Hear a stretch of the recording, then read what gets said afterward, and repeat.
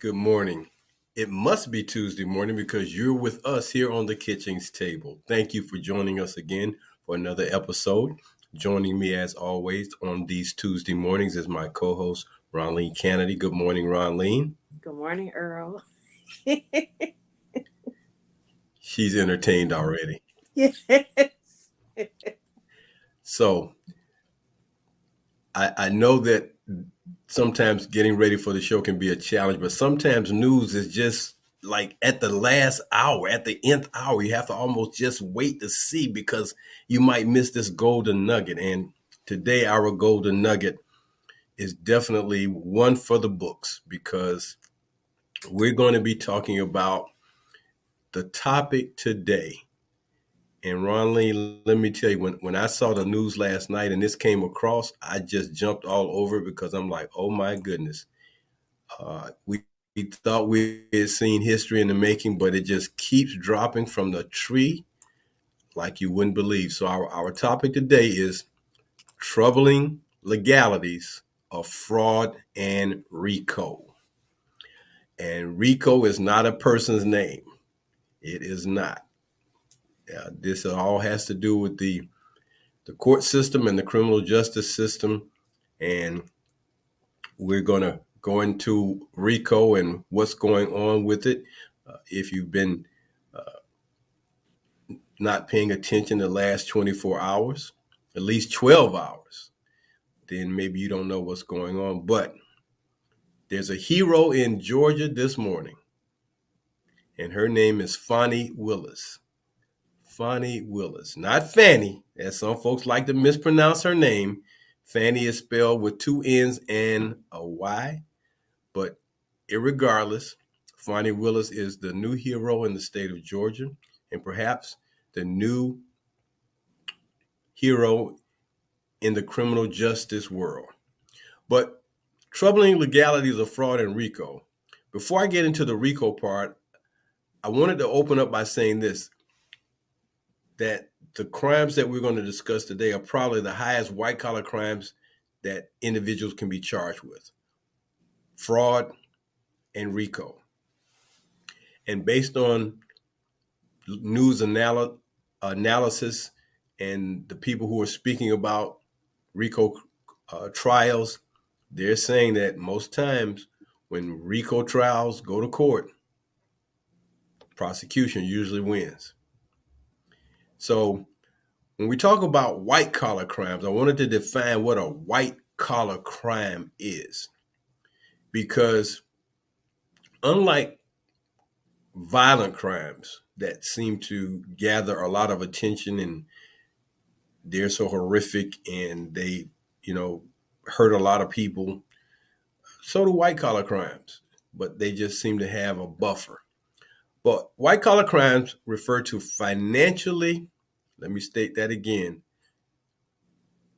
White collar crimes refer to financially motivated, nonviolent, or non directly violent crimes committed by individuals, businesses, and government professionals. This was first defined in 1939 by a gentleman by the name of Edwin Sutherland, and as a crime committed by a person of respectability and high social status in the course of their occupation.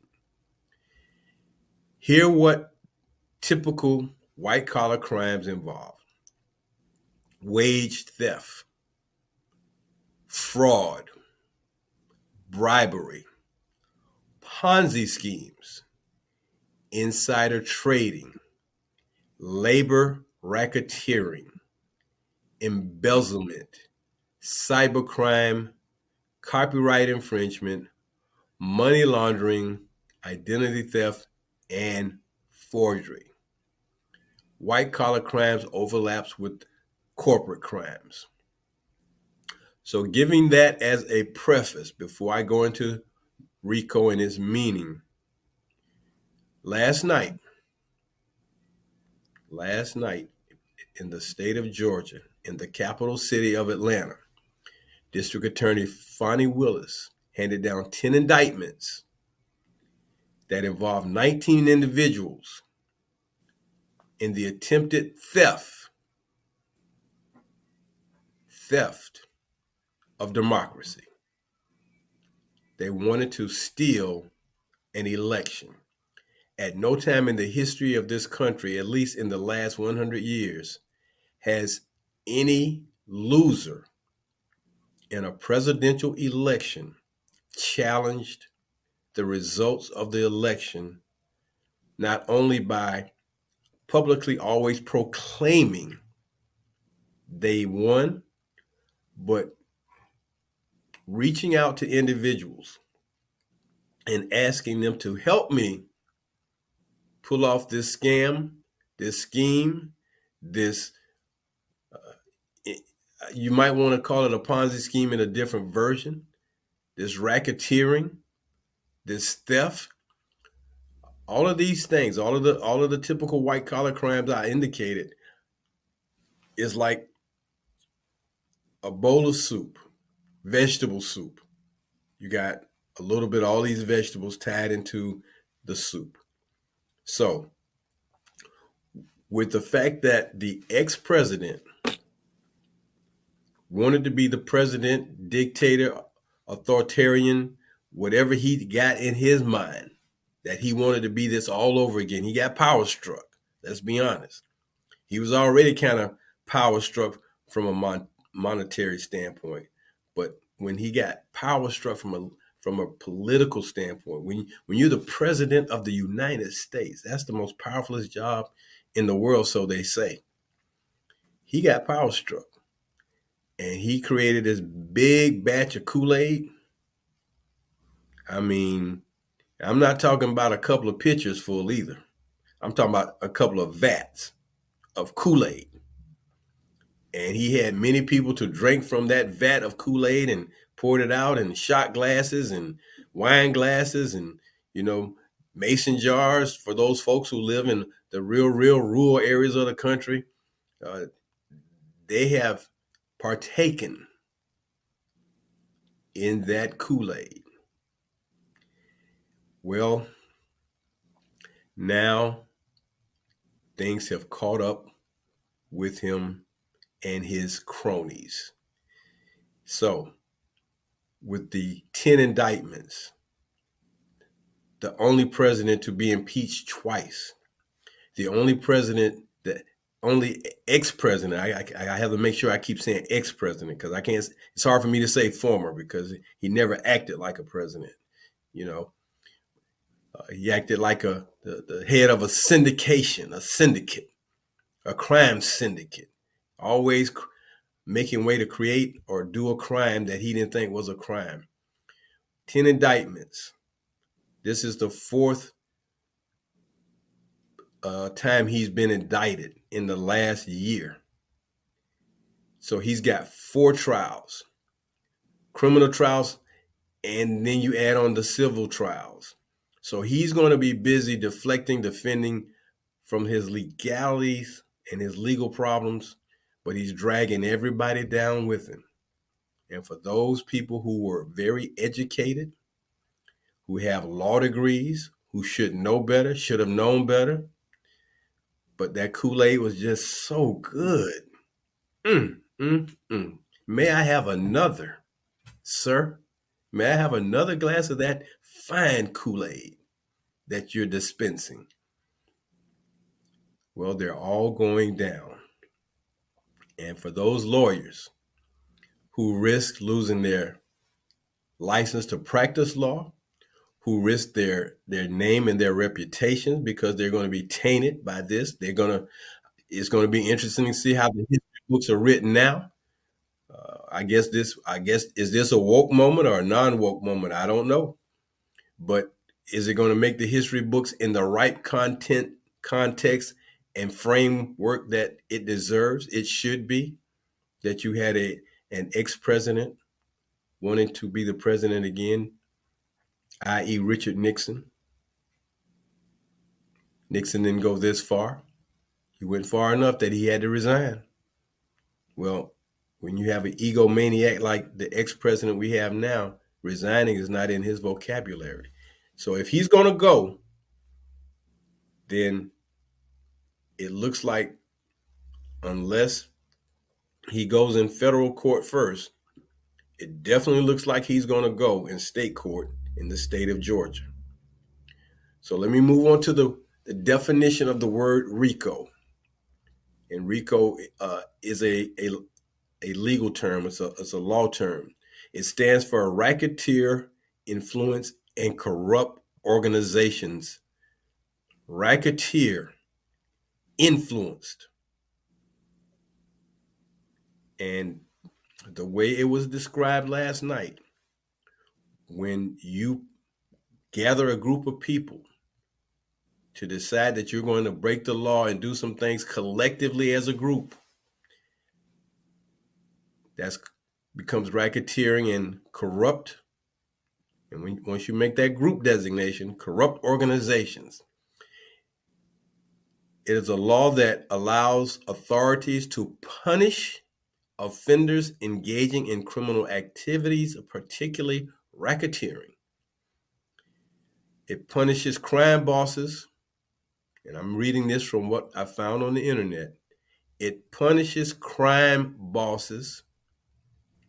Let me state that again, because maybe you're not understanding when I make that statement.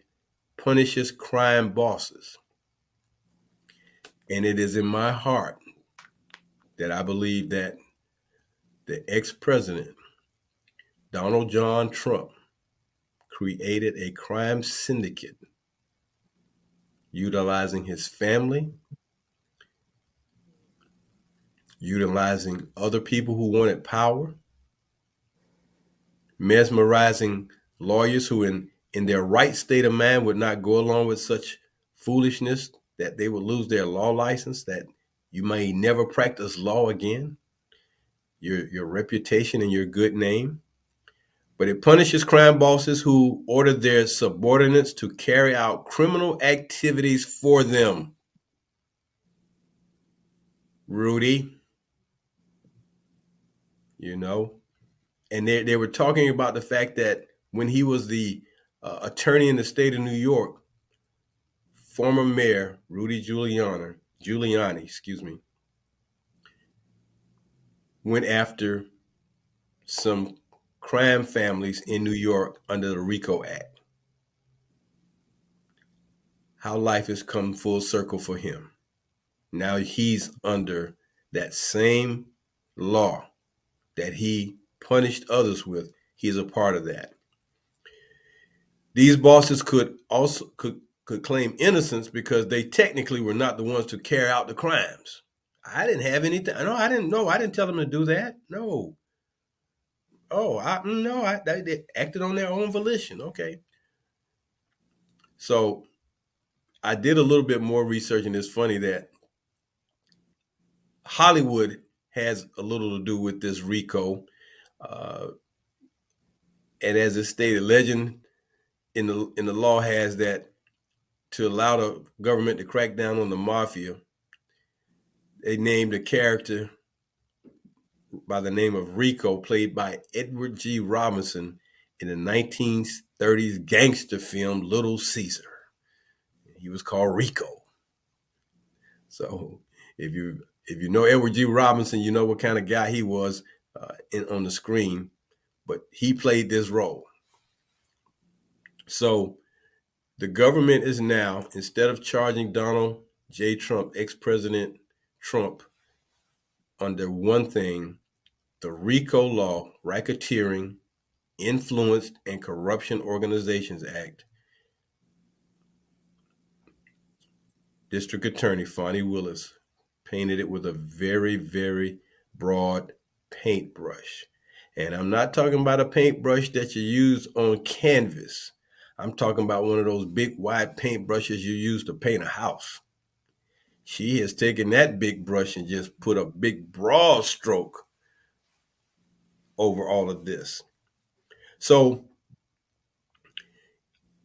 as I stated already, what were some of the crimes that come under racketeering or RICO? But here's some other ones: gambling, arson, murder, robbery, kidnapping, drug trafficking, bankruptcy, And it hasn't never been said and never been put out there, but money laundering, I believe the ex-president was dealing in a lot of money laundering prior to him becoming president because he was tied up and still tied into the Russian criminal syndicates that, you borrow some money, like they say, a loan shark. Remember the scene from the movie Barbershop where Craig went and borrowed the money from Lester Wallace, Yes. and on the same day now, not a day later, he took that same $20,000, I believe, back to Lester Wallace and said, "I got your money, right here. I got it right here. I don't want to do this. I'm gonna give you money back." And Lester Wallace told him, "Give me my money back." And he told him 20,000. He said, "No, 40,000." He's like, 40,000. That's right. That's what happens in those kind of situations. So, whatever money the ex-president borrowed from Vladimir and all the other oligarchs over there in Russia, whatever he's indebted to them for, he's on the hook for a large amount. He's indebted to China for a large amount. They won't ever. It's funny, they never bring these things out to talk about how much money he owes these two countries, but he's on the hook for quite a bit. And then you send your son-in-law down to Saudi Arabia for him to be on the hook for $1 billion or so. After a while, a cool billion doesn't really sound like a big number. I just want to borrow a cool billion. I mean, you got it. Let me borrow it. You got a few billions. Let me borrow one. So I believe that when they get to court, and unlike federal court, state court will be on TV. The George Floyd case was on TV. The Ahmaud Arbery case was on TV. Those were all in state court. Federal court said no TVs. So when they go to court in Georgia, if you didn't see and witness some amazing things in the George Floyd case, and that was a murder case, you're going to see some fireworks in Atlanta, Georgia, with this RICO case against the ex-president and the other 18 indicted individuals. Now they're hoping that some individual's going to come forward and back out of the deal and say, "I'll testify. I can't do this." I'm sure some families are oppressing those individuals that they're not playing with you now. So you can back the ex-president all you want, but if they start from the bottom up, Mm. they're going to get you first, and you probably won't have a leg to stand on. And then after you try to get your attorneys and the money they're going to charge you, so I'm sure some family members are urging their family member who's on that indictment, you need to go ahead and speak up. Okay, enough of this foolishness and going along to get along with this guy who you think is, the creme de la creme of politicians and presidents. Okay, Paul Manafort thought the same thing, and he hadn't gotten out yet. Michael Cohen did, but Paul Manafort still is in there. So the RICO thing that I wanted to just share with everyone today, and there are a couple of RICO, there's civil RICO and criminal RICO cases, Ronleen, that you know have some bearing on what's going on. So I'm going to step down from the soapbox for a minute and let you, jump in and take a shot at it. I tell you what, when you came to me about the topic, what I was reading in that moment, I was like, you know what? I was thinking that I was going to see some headlines. But oh, this morning, Hmm. Exactly. oh, this morning, it's like, yes. So when I first thought about Rico, I remember reading about it in American history, and a shout out to the late Benjamin Fleming from Rebound High School in Mm, Jacksonville, Florida, having us to come in every week with our current events. mm. And at that time, it was dealing with the China Wall and all of that stuff from the 80s or whatever. But I tell you what, I would be glad to subscribe to anything at this point to bring in the current events. And I would tell him, I don't want the local. Let me do the national. Oh yeah, I mean the national is what's going on. I mean, Yes, other than the fact that you got a governor who gives you some great local news, but right now, right now. um, you know, Fonnie Willis is standing on the steps of the courthouse of the Georgia Capitol with her cape blowing in the wind and her her hands on her hips and looking at the sky and just going dun dun dun dun dun dun dun dun. Dun. The theme music is playing. Yes. Um, she has definitely made a statement. And in the interview last night, she was all business. So this is going to be interesting. Everybody else is kind of, I don't think anyone has come this very firm about what they're doing. And when she told them last night, I've tried 11 RICO cases. Uh, Ooh, I have experience. This is not ooh. the first rodeo. Okay, this is not the first, second, or third, fourth, fifth rodeo. This is about to be the 12th rodeo. And you ask some of those people in Georgia who came to court with her on the RICO cases, when you go visit them, and talk to them on the phone or however they let you talk to them in those places where they contain you for criminal acts, ask them if they play. But I don't think they're going to be playing around because Ronley, you know what else came out? I mean, she stepped it up a notch. She said, for all 19 indicted individuals, you have until not this Friday, but next Friday to turn yourself in. Otherwise, somebody's coming for you. Those U.S. Marshals. Okay? And they don't care where you'll be and what you're doing, they will come embarrass you wherever they have to in order for them to do their job. Hey, sir, I'm just giving my order to come pick you up. The lady gave you 7 business days, 8 business days to turn yourself in. You thought she was playing? Well, she's not.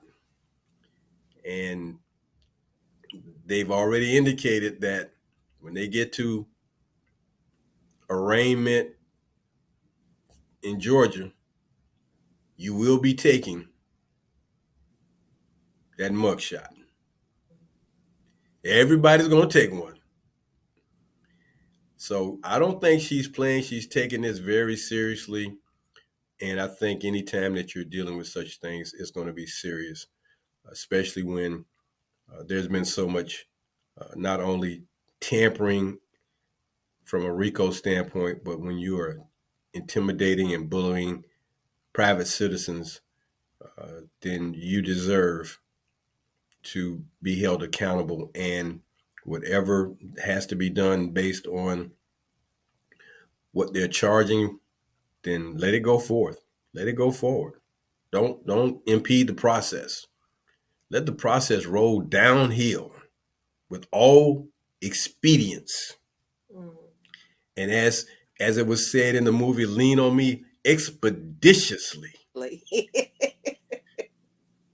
Let Fonnie Willis's indictments roll downhill expeditiously so that we can get this thing finally over and done with because enough is enough. The country has had enough. 7, almost 8 years is enough for our ex-president who, when you see his name in the history books, when you hear his name, it will almost be like the name of the ex dictator of Germany during World War II. You say that name, and it just sends chills through you. It's like, okay, you know what that person was all about. So he scammed people, he's mistreated people, he's bullied people. All of these things are now coming to roost. And ironically, they're coming to roost in the hometown of Dr. Martin Luther King Jr. I mean, when you just put all the ironies together with what's going on, it's like, man, all the little dots are connecting now, and boom, it's going to be some fireworks in Atlanta. So I know the federal prosecutor up in doing it in Georgia, in Florida and Washington, is wanting to lead first. And here's the thing: the trial at the state level, it can't be interrupted by the fact that, well, you're running for a presidency or anything like that. That's not going to stop this from rolling. Now, Georgia did put this one stipulation in place where they can remove a DA for, and that's probably what they're going to try to do. But that has to go through a commission, and that commission has to vote on what they're wanting.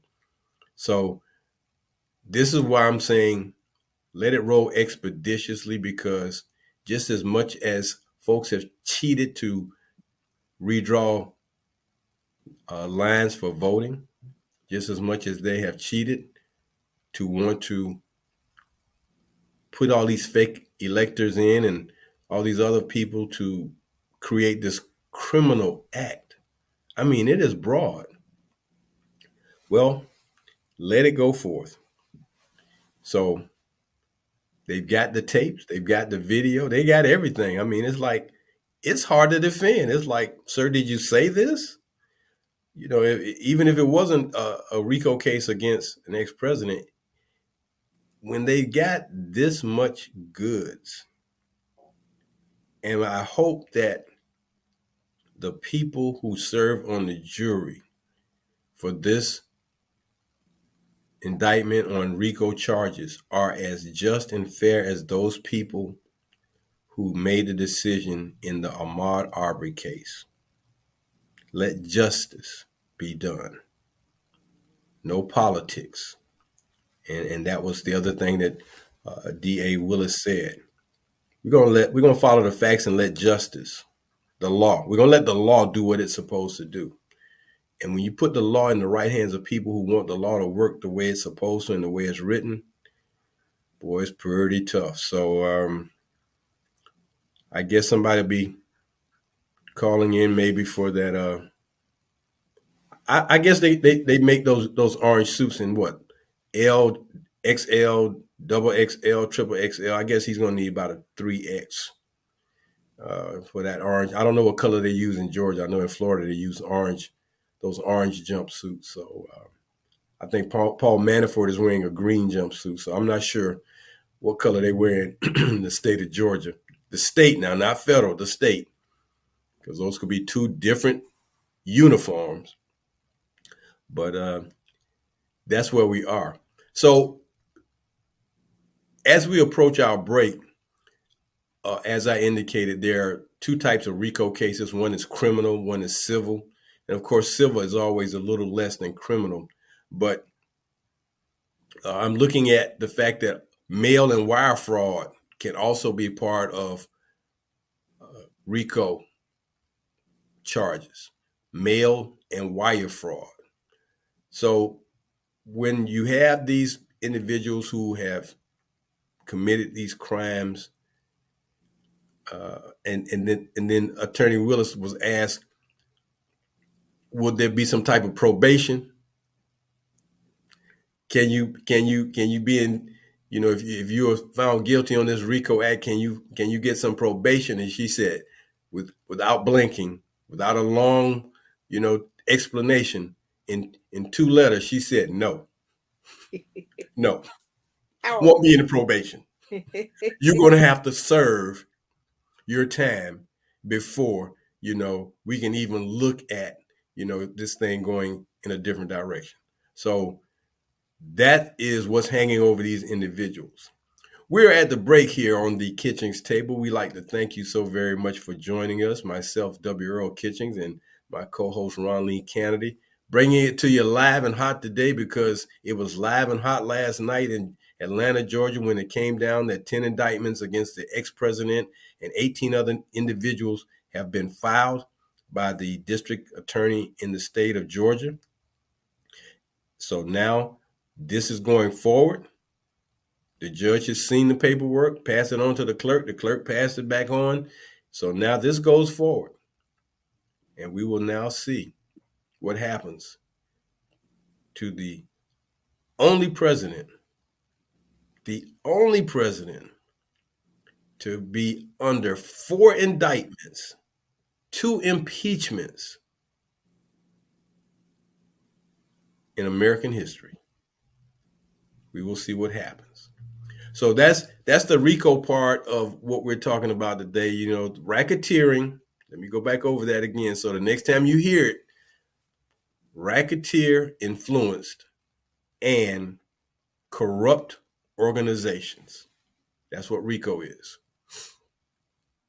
You do RICO acts as a group, as an entity, and they charge you with this, and they start formulating this case a couple of years ago. They didn't just start. They've been working on this for 2 years, gathering evidence, talking to witnesses. So when the last period is put on the paper and the last T is crossed and the last I is dotted, and it was interesting too because they said, well, normally such indictments or paperwork is brought to the judge by the clerk. D.A. Fonnie Willis didn't want anything to cause this not to go forward. She had the paperwork delivered by a sheriff's deputy to the judge. We're not leaving any room for anything to go wrong. So you take this to the judge, deputy sheriff. And when the judge looked over everything, then he turned it over to the clerk, who then went to her office and made copies so that they can distribute it to the media. And I know it might be a sad day on a few networks around town because their hero is looking like things are not going well. So we talk about the RICO, but then I found this, the anti-SLAPP laws. Had you ever heard about that, Ronlene? Anti-SLAPP? I heard an anti-slap, Okay. Anti-SLAPP. but to see it going in action today. Strategic lawsuit against public participation. In other words, a SLAPP lawsuit is one meant to intimidate or silence an individual by burying him in the cost of defending himself in an effort to silence his opposition. SLAPP, anti-SLAPP. SLAPP is one thing, anti-SLAPP. Typically, the lawyer and or his client don't expect to win the lawsuit itself. They only want to stop the plaintiff from pursuing the claim. Just want to stop you, slow it down. As it was said, let's just slow this thing down. Yeah, we heard you say slow it down. We heard you try to say slow it down. We heard you tell the vice president if we could just pause it. We could just pause it. Okay, yeah. Former vice president said, "No, I'm not going down with that ship. Mm-mm. We're See, not because seeing I gotta go. I today. gotta go home. I gotta go home. We're I not. gotta go home. Well, we're not sitting in the river with you in the ocean. We're not doing that. No, we're not doing that. Now, Mr. President, I know your home is not happy, but my home is pretty happy. So I got to go home. When you go home to Mar-a-Lago, you can sleep on one side of the Mar-a-Lago estate, and Madam First Lady can sleep on the other side. Y'all don't have to see each other for a week. And, and I know you're happy. No, she's probably happy, but no, that's not the kind of happy home. So the former vice president, who we have to give credit to, was a hero on that day that they were counting the votes, the electoral votes. He was a hero. He stood up. He would not back away, even though they wanted to do him bodily harm. And of course, him running for president now with his testimony going to be a part of some of this RICO, I'm sure. Whoo, they may not want to, he may want to just go ahead and say, you know what, I'm going to go ahead and find me a nice quiet place in the world to land in and just, as we say, chill out because it's going to be hot. So, uh, depending on the severity of a violation, a sentence or RICO could be 20 years. And they are already saying that if former Mayor Giuliani gets charged and has to serve time, he's in his 80s now, he could spend the rest of his life in prison. Yes, and that's so sad to me. When I think about Kenneth Lay, and I think about Jeffrey Skilling, when they all went down because of the Enron schemes that happened back in 2006, and to end your career in shame, that's, you've worked so hard, the education alone to get where you were, and then to end up spending the time behind bars, you know, your civil liberties. You understood what that was, Mm-hmm. worked hard, Mm-hmm. now it's because of power. Yes, that's Money. the word. Yes, you know. And just because I've learned how to do this and the loopholes or whatever, just because I can, you know. Mm. So to see that in 2023 and to have seen what it has led up to this point, that shame, shame, shame. And some people, the way I look at it, I don't see a lot of people really holding their heads down. It's like, hey, this is a masterpiece that we have created here in the United States of America, and I'm proud of it.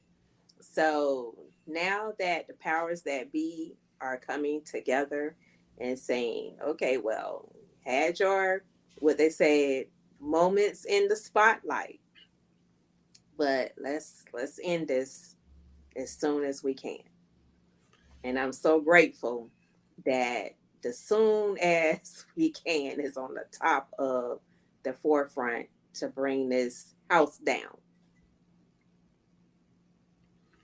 Well, I've often thought that people prefer to have more power than money. Money won't always get you power, but I guarantee you, power will get you money. But power will also get you behind bars. And seeking out money under the umbrella of power and having others to entice you and put you in a situation where they coerce you or convince you that we can we can get this done.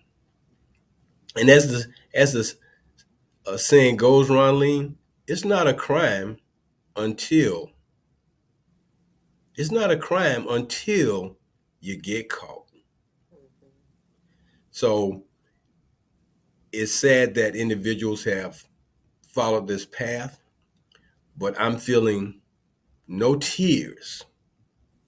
I'm feeling no heartburn. I'm not feeling any emotions that relate to being upset, sad, or disappointed that these individuals are going down like this because as your parents told you once upon a time, you knew better. But that fake gold that guy likes to put out there, and I don't know, other than the Kool-Aid, I don't understand and know what he says or what he promises for people to follow him so blindly. I don't know if he has the goods on people that, he'll bully you and say, if you don't do it, I'm going to tell on you, or I'm going to threaten you. I don't understand and know what it is that make people want to follow a man who is a coward, who is a grifter, who is a liar, who is dishonest and has no integrity and only cares about self. I don't understand why that is such a hard thing to see, but for those who have law degrees,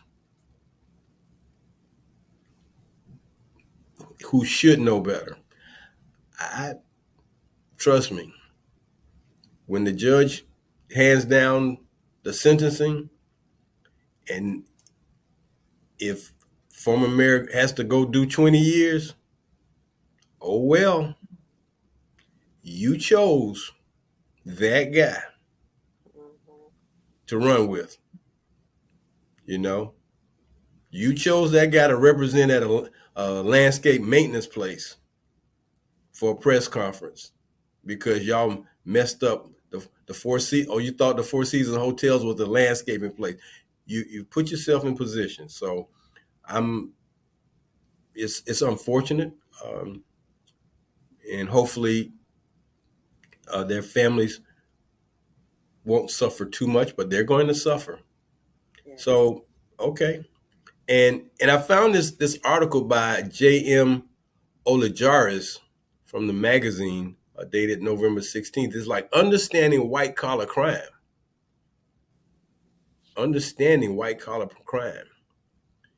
Uh, he talks about how people are fascinated about, you know, doing white collar crimes. Well paid professionals committed on their own with colleagues or as parts of organization, wide collaborations. They just want those golden rings that are out there. I have money, but I want more.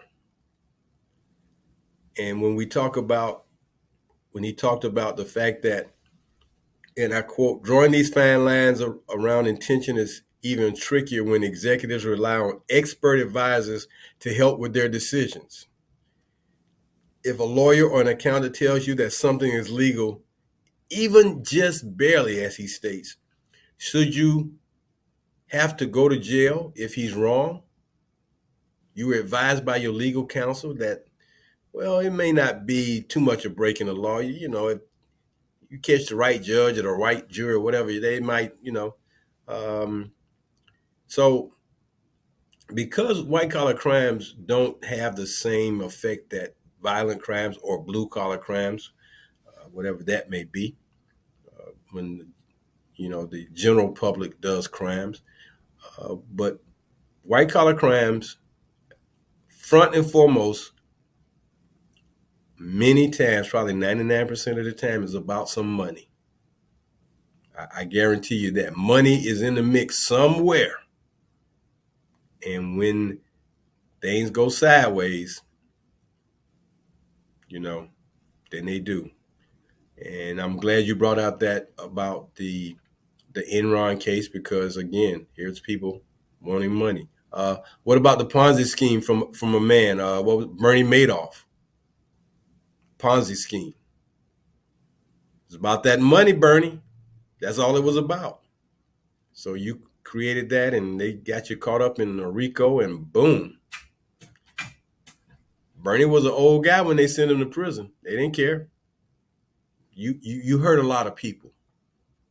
You damaged, you know, two women in Georgia. You damaged their names and their reputations. You threatened them uh, with their job, and if they didn't do if they didn't change their mind or whatever, they were threatened. So I won't have any tears of sadness for any of the people who get time from this and get caught up in this because hey, as they say, if you can't do the time, don't do the crime. But obviously, you thought you were so slick you weren't gonna get caught. Mm. Oh well. You needed to tell that guy to stop talking so much. That's why I said don't stop him from talking. Let him keep talking. He'll Mm. talk himself into it. And that's why they tell me, no, don't put him on in the witness chair. Or put him in the chair. I'm like, no, please, Donald, if you feel, if he feels that comfortable with being innocent, step up. You a big bad bully when things are going your way. You was big and bad, always talking about lock her up. Oh boy. Oh boy. I don't see you being the man that you always claim you everybody else is not. Oh, they're weak. They're cowards. Dude, step up. Tell them you'll take the witness stand. Mhm. Tell them you'll testify. If you big and bad, tell them you'll testify. I dare you to testify. No, you don't want to testify on the DA Willis. Mm. It'll be a wrap. Mm.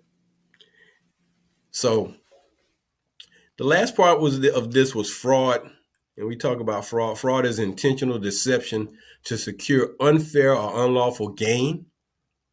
Intentional deception to secure unlawful or unfair gain, or to deprive a victim of a legal right. Fraud. So you have RICO and you have fraud, and that's what the charges in Georgia are going to be all about. And it's going to be just interesting to see. As noted, the DA is not wasting time giving folks time to think about it.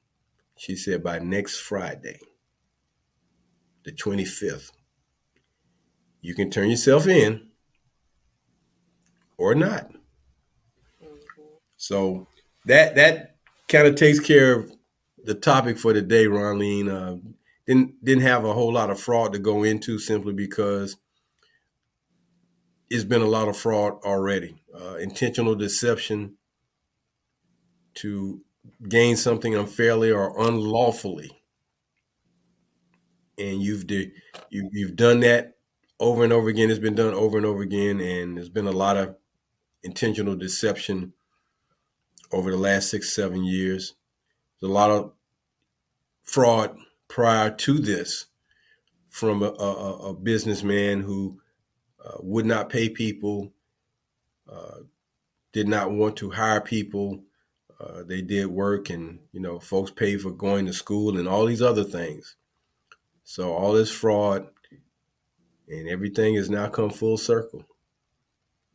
So that kind of surmises my thoughts on the day simply because being up last night and seeing that right around 9 o'clock, they showed the clip of the clerk of the court taking the indictment from the judge to her office.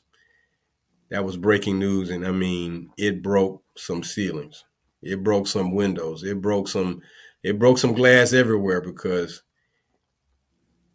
10 indictments, 19 individuals. That's a lot. That's a lot. So again, just need one of them to stick. I don't need all of them to stick. I just need one, and then we'll be done with this. So there you have it. Well, thank you, Earl, for bringing us the breaking news, for chiming in on that. I think about the many times, every 2 years we have to take, as an insurance professional, we have to take those anti money laundering courses, Mm-hmm. and they're mandatory. And when I think about the things that are added every 2 years for us to study, and it's one of those things that you appreciate now when you see this come full circle. Indeed, indeed. And again, wanted to bring this to everyone because I know at times I've heard the term RICO and wasn't very familiar with it. I knew that it was something that dealt with the law, and when you did it, you broke the law. But now that I understand it, it's all good. So that's going to do it for us today here on the Kitchings Table. We hope that we brought you some information. Hope that was entertaining, and we hope that it was insightful. And until next Tuesday at 10 o'clock, we will bring you something new and informative and interesting. So until next Tuesday, for my co-host Ron Lee Kennedy, who's right there, she's been smiling the whole time. She's been entertained the whole time this morning. For her, I'm W. Earl Kitching saying until next week, do something good for somebody else. Take care, everybody.